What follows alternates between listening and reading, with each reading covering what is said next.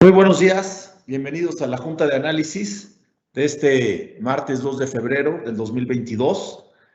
En esta ocasión estaremos hablando de temas relevantes del calendario semanal, el termómetro de mercado, así como del qué está pasando en los mercados de capitales, en el mercado de dinero, acerca de las políticas monetarias, tanto de Estados Unidos como de México, del mercado de divisas, soportes y resistencias y algunas conclusiones en general. ¿Qué es lo que hemos tenido? ¿Cuáles son los temas relevantes de esta semana? Bueno, los comentarios de Powell, que fueron la semana pasada, de la Junta de la Fed, del 25 y 26 de enero. Hablaremos de las tensiones entre Rusia y Ucrania. Vamos a hablar un poco de historia, cómo surgen estos y hacia dónde van. El comportamiento del PIB en México, que ayer se dio a conocer por el INEGI, así como la volatilidad que han registrado los mercados una semana para acá. Y sobre todo haremos énfasis en la volatilidad del tipo de cambio. Con respecto al calendario semanal, ayer se dio a conocer el PIB anual y trimestral en México, la inflación anual en Alemania, así como el PIB en la eurozona. El día de hoy tenemos el PMI manufacturero, tanto de Alemania como de México. El día miércoles, que es hoy más bien, perdón, tenemos la inflación anual en la eurozona, la cual se esperaba del 4.3% y salió en 5.1%, un récord histórico sin precedentes para Europa. El día de mañana tenemos la política monetaria en Reino Unido, así como en la eurozona, y finalmente el viernes datos importantes que tienen que ver con nóminas no agrícolas y la tasa de desempleo. ¿Qué es lo que pasó con la Fed la semana pasada? Bueno, la Fed dijo que estaba decidida a aplicar todas las medidas necesarias para evitar una espiral inflacionaria en Estados Unidos. Como vimos, pues mantuvo su tasa de interés entre el 0 y el 0.25%. Sin embargo, Powell adelantó que prevé iniciar este ciclo de alzas en las siguientes reuniones de marzo, del 15 y del 16. Incluso se habló de tener alzas consecutivas en todas las juntas de este año. Algunos bancos, sus pronósticos dicen que podían haber siete alzas seguidas, otros cinco alzas seguidas, pero pues bueno, habla de que van a ser muy agresivos en esta alza de interés. Y sobre todo un mensaje importante es que también pues bueno, van a desinvertir parte de su balance de todos estos bonos que habían venido comprando durante los últimos 2 años para darle liquidez al mercado, y entonces estos bonos que estarían echando al mercado, pues bueno, traían un premio de una sobretasa, lo cual pues estaría impactando fuertemente la tasa de interés y sobre todo pues actuando como un elemento de reevaluación del dólar frente a todas las monedas, ¿no? Hablamos de que la inflación en Estados Unidos está cerca del 7% y sobre todo ha sido empujada principalmente por los energéticos, ¿no? El precio del petróleo se disparó el 50% el año pasado y esto es lo que está pegando más en términos de inflación. Algo que está impactando también mucho pues, es el conflicto que existe entre Rusia y Ucrania, ¿no? Las raíces de este conflicto pues, ya vienen de varios años. Desde que Moscú se disolvió la Unión Soviética en 1991, pues bueno, ambos países han tenido raíces en comunes, pero no han logrado separarse por completo, ¿no? Aunque Rusia está haciendo todo lo posible por tener una independencia, más bien, Ucrania está haciendo todo lo posible por tener una independencia de Rusia, esto no se ha logrado dar, ¿no? Y ahora las tensiones están subiendo. ¿Por qué? Porque Rusia quiere recuperar todos aquellos territorios que en algún momento se independizaron y que hoy resulta muy atractivos porque pudieran acercarlo al comercio con Europa y con Europa del Este y en general al comercio con todo el mundo, ¿no? Rusia ha desplegado cerca de 100,000 elementos en su frontera, incluso unos están dentro ya de Ucrania, aunque no lo quiere aceptar Rusia, según adelantan los medios locales que están viendo el conflicto muy de cerca. Rusia se ha resistido por mucho tiempo a que Ucrania tenga un acercamiento, incluso una inclusión dentro de la Unión Europea. Hace un par de años Ucrania estuvo muy cerca de pertenecer a la Unión Europea, sin embargo, hubieron un grupo de prorrusos que estuvieron haciendo revueltas, incluso el presidente dimitió y se fue para Rusia. Evidentemente, pues estaba muy vigilado por el gobierno de Moscú, entonces surgieron varias revueltas y esto no se dio, ¿no? Ucrania comparte fronteras tanto con Europa del Este como con Rusia, pues entonces se vuelve un patio trasero de Rusia. Entonces lo que no quiere es tener a la OTAN cerca, no quiere tener armas cerca de su territorio y precisamente es por eso que últimamente están subiendo las tensiones porque no quiere Rusia que Ucrania tenga ningún acercamiento con Estados Unidos y mucho menos con sus 30 países aliados, los cuales conforman el Tratado del Atlántico Norte, que se conoce como la OTAN, ¿no? Rusia está exigiendo pues, que se salgan también del territorio de Ucrania, que no le estén poniendo una base militar atrás de su puerta, y definitivamente pues, sabemos que estos conflictos van a seguir escalando. Pero ¿por qué surgen estos conflictos? Como pueden ver del lado izquierdo, estamos viendo el mapa donde se localiza Ucrania. La parte de abajo de Ucrania es Crimea, precisamente Crimea en el 2014-2015 fue tomada ahora sí que de manera muy intempestiva por Rusia, pero ¿por qué Ucrania es un país que es apenas del tamaño de Nayarit con 25 millones de habitantes? Pues simplemente porque es el paso de Rusia del comercio hacia los mares cálidos, ¿no? Está el Mar Negro, el Mar de Azov, y sobre todo eso te da una salida al mar Mediterráneo, con lo cual puedes abrir el comercio a toda Europa y sobre todo a las bases europeas que pueden llegar a América. Entonces es un lugar muy importante. Del lado izquierdo les estoy poniendo Crimea, comparación con Rusia, con Ucrania y Rusia, entonces se puede ver lo estratégico de la región, ¿no? Lo que pueden ver aquí es en la parte de abajo, es el canal que construyó Rusia para unir Rusia precisamente con Crimea y poder tener un tren, poder tener vías de comunicación para poder llevar materias primas y poderlas estar exportando. Este canal, la verdad es que es una obra arquitectónica de 20 kilómetros que cruza todo el Mar Negro. Ahora, ¿qué es lo que pudiera pasar si siguen escalando estas tensiones? Pues definitivamente Biden ha amenazado con Putin con medidas como no se hayan visto antes nunca, sobre todo medidas económicas, ya sabemos muy el estilo de Estados Unidos, si Ucrania es atacada. Pero ¿cuáles serían estas medidas?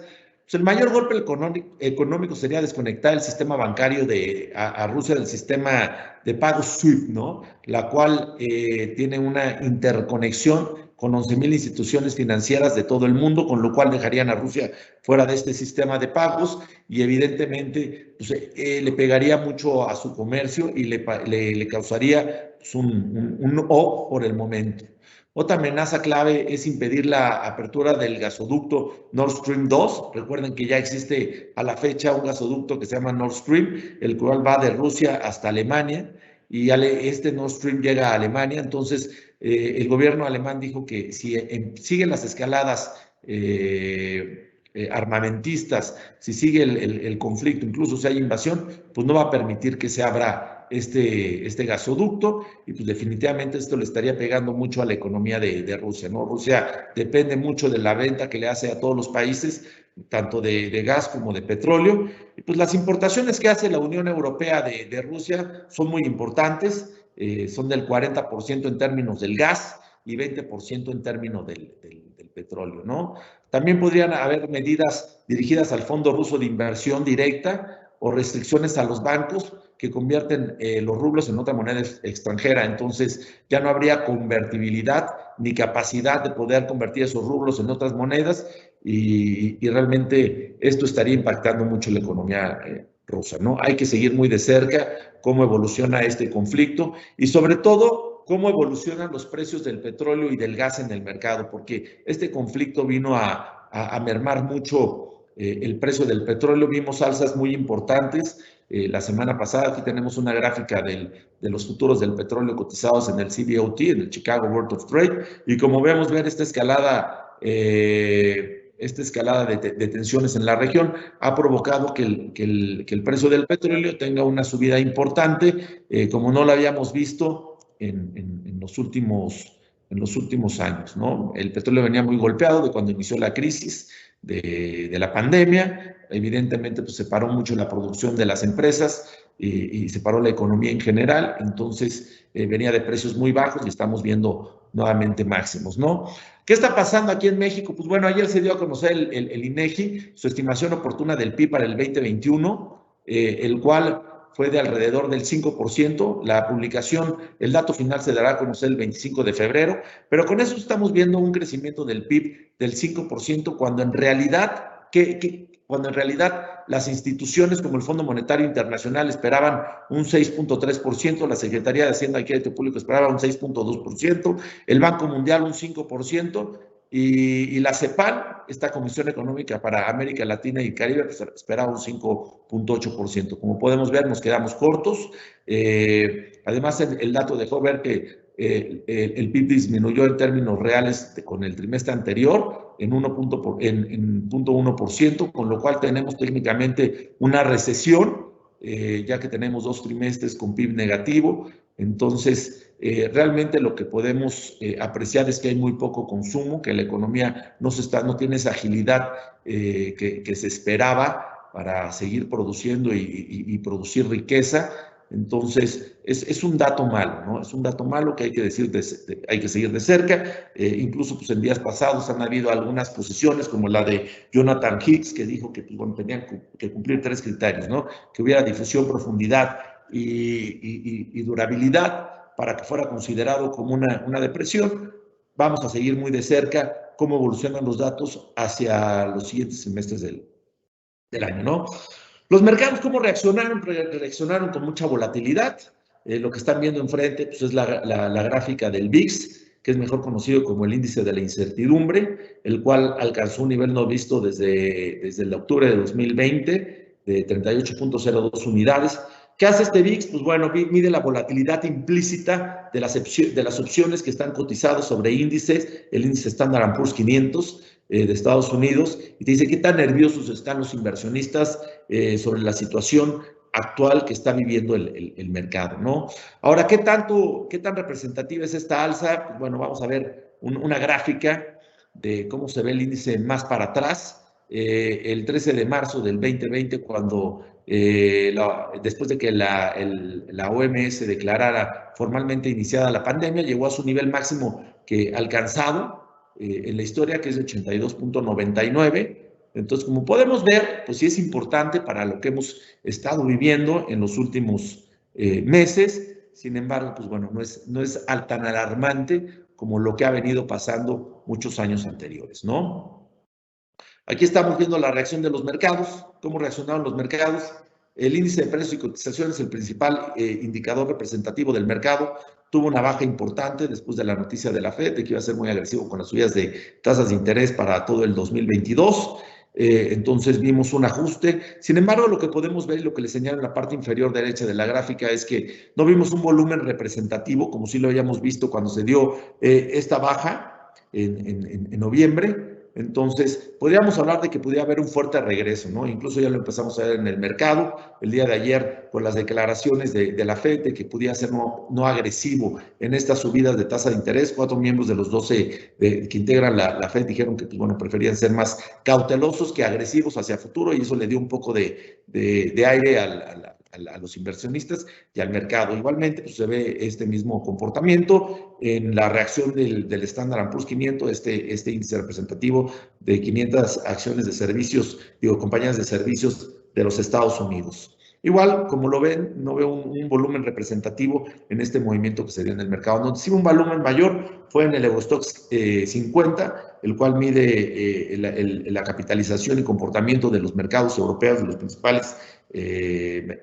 las principales emisoras que integran los mercados europeos, de las más representativas, y sí tiene un volumen importante, ¿no? Igual veo volumen importante en el Nikkei, en el índice Nikkei, uno de los principales índices más representativos de los mercados asiáticos. ¿Qué es lo que ha pasado con la política monetaria, con las tasas de interés? Después de que vimos la noticia de la semana pasada, se empezaron a apretar un poco las tasas de interés, empezaron a subirse. ¿Y qué es lo que venía haciendo el Banco de México con su política monetaria aquí en México? Pues bueno, ha traído una alza consecutivas de las tasas de interés y lo ubica ahorita al 5,50%, ¿no? Ha sido muy fuerte con respecto a los niveles de tasas que veníamos manejando, pero ¿qué tan representativo es esto con respecto a la historia? Pues en este momento nos ubicamos aquí en este 5,50 que le estaba hablando, porque hemos venido en el 2018 y 19 con tasas del 8,25%, ¿no? No sabemos hasta dónde podría llegar esta corrección, pero lo que sí sabemos es que traemos una inflación del 7% y con una tasa real en términos de inflación pues negativos, o sea, estamos perdiendo valor adquisitivo en nuestra moneda y lo que sí tiene que hacer Banxico es lo propio, ¿no? Para lo que es el mandato de un banco central, ¿no? Cuidar la paridad, cuidar la inflación y de aquí para adelante, ¿no? Para que la economía precisamente tenga un crecimiento, ¿no? No caigamos en una estanflación, que es un estancamiento económico con una inflación acelerada. La política monetaria en Estados Unidos se ha mantenido así. Como le comentaba, la Fed dejaba las tasas de interés entre el 0 y el 0,25%. Sin embargo, ¿qué tan representativo es esto con respecto a la historia? Lo que podemos ver para atrás pues, es que han habido alzas muy importantes o programas de alzas muy importantes en la historia de los Estados Unidos. Si nos vamos para atrás, podemos ver aquí la crisis que hubo de la pandemia, nos podemos ir hasta la crisis inmobiliaria, ¿no? En las primes, y más para atrás, pues las .com, ¿no? Hasta la crisis de recesión que hubo en los años 80, ¿no? Entonces, pues vimos también que la FED está muy decidida a actuar y hay un exceso de dinero en la economía, en todas las economías en general, como les platicaba, también en la eurozona, el dato de inflación que sale hoy, pues bueno, es muy por encima de lo que se esperaba del 4,7%, está el 5,1% y es un récord histórico. Entonces, nos habla de que los bancos centrales van a empezar a tener políticas agresivas para ir subiendo su tasa de interés. El comportamiento del dólar peso, pues bueno, vimos una devaluación muy importante cuando salió las declaraciones de la Fed. Sin embargo, pues bueno, a partir de ayer empezamos a ver que el tipo de cambio empezaba a bajar, sobre todo niveles muy cercanos al 20,50. Lo que anticipamos es que pueda haber mucha volatilidad en el mercado con estos rangos de entre el 21,90, el 20,60 que se ha estado manejando, porque hay mucho nerviosismo, hay mucha ansiedad en el mercado, porque hay muchas noticias, ¿no? El precio geopolítico, como les decía, hoy por hoy tiene una relevancia económica muy importante. Esta gráfica nos dice las posiciones no comerciales en el CBOT contra el peso. Como pudimos ver, estas aumentaron fuertemente las semanas previas, lo cual, pues, bueno, se habían explicado por esta devaluación que tuvo el peso. ¿Qué es lo que vemos para adelante? Bueno, se podían relajar, podían disminuir y podíamos ver una apreciación en el peso mexicano, ¿no? El índice de XY que mide el desempeño del dólar contra las principales monedas intercambiables del mundo, pues vimos que el dólar se revaluó, es un efecto pues, que causan las tasas de interés, un flight to quality. Al haber tasas mayores, los inversionistas tratan de irse a refugiar a los bonos del tesoro, que son los instrumentos con más bien con menor riesgo a nivel mundial. Entonces vimos un desempeño positivo de este índice como no lo habíamos visto. Recuerden que a partir de 2018 veníamos viendo un dólar muy fuerte con respecto a las otras monedas. Sin embargo, todo este año lo vimos un dólar que se fue debilitando poco a poco, pero nuevamente ya vemos que empieza a despertar y existe esta revaluación. Aquí están los niveles técnicos que vemos para la semana, que es un soporte del 2060 y un nivel de resistencia del 2090. Estas apreciaciones pues, son ceteris paribus. ¿Qué quiere decir esto? Solamente si todo se permanece constante, todas las variables permanecen constantes, y si no, pues bueno, estaríamos avisándoles acerca si hubiera un movimiento diferente, ¿no? Con esto estoy concluyendo la presentación del día de hoy, entonces quisiera ver si existe dudas o algún comentario, ¿no? Por parte de ustedes.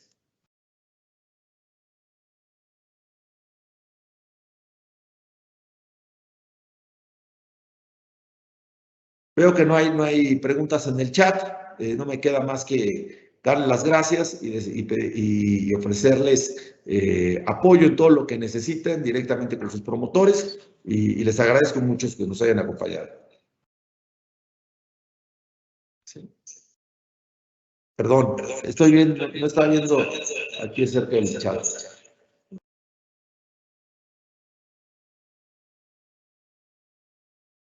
¿Considera que es posible un aumento de 50 basis points en la reunión de marzo por parte de la Fed? He visto algunos analistas, algunos estrategas globales que han estado priceando, son los menos, que han estado priceando 50 basis points en el alza para la reunión de marzo.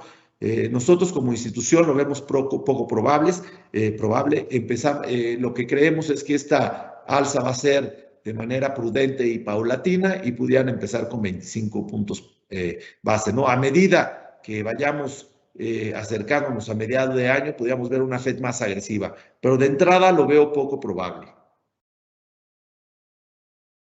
Considerando que este año terminará el tapering, aumentará la tasa por parte de la Fed y se iniciará la reducción del balance. ¿En qué proporción considera que aumente la volatilidad? Yo creo que vamos a ver una volatilidad alta. La verdad es que la pregunta tiene una contestación muy técnica. Los mercados de capitales funcionan de manera muy irracional. El ser humano por naturaleza es crashista. ¿Qué quiere decir esto? Que cuando empieza a ver que las tasas de interés ofrecen un rendimiento atractivo y los mercados de capitales empiezan, o las empresas, el panorama que sigue hacia adelante con términos del desempleo y del crecimiento de la actividad económica empiezan a ser pésimos, empieza a ser este flight to quality del que hablaba hace rato, entonces empiezan a vender sus posiciones de manera acelerada. Cuando empieza a haber una sobreventa en el mercado, sobre todo de equity, de acciones, empieza a haber una mayor volatilidad, que es explicado por este skew que se da dentro de las valuaciones de las empresas. Entonces, sí, anticipamos que va a haber mucha volatilidad en el mercado, se puede incrementar de manera importante y si pudiéramos llegar a ver el índice VIX cotizando por arriba de las 30 unidades y probablemente llegando muy cercano a las 40 unidades. Cuando se estén dando estas noticias, ¿no? Considerando que en las próximas 3 semanas reportan la mayoría de las empresas en México, ¿cuáles son las expectativas para la temporada de reporte? Lo que hemos visto hasta el día de hoy, pues es que estos reportes han sido mixtos, realmente pues van muy de la mano con lo que está pasando en México. Habíamos visto un buen desempeño del IPC, como no se había visto en años anteriores, sobre todo a finales de año. Ahora los reportes traían mucha expectativa de crecimiento y como están saliendo ahora los reportes, pues hemos visto una baja en el consumo.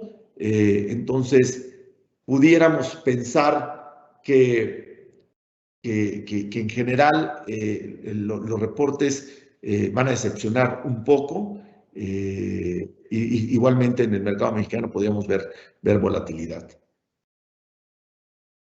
Estas son todas las preguntas. Nuevamente pues les doy las gracias y bueno, estamos aquí en contacto en este foro o a través de sus promotores para cualquier duda adicional que salga al respecto. Mi nombre es Adrián Ramírez. Muchas gracias.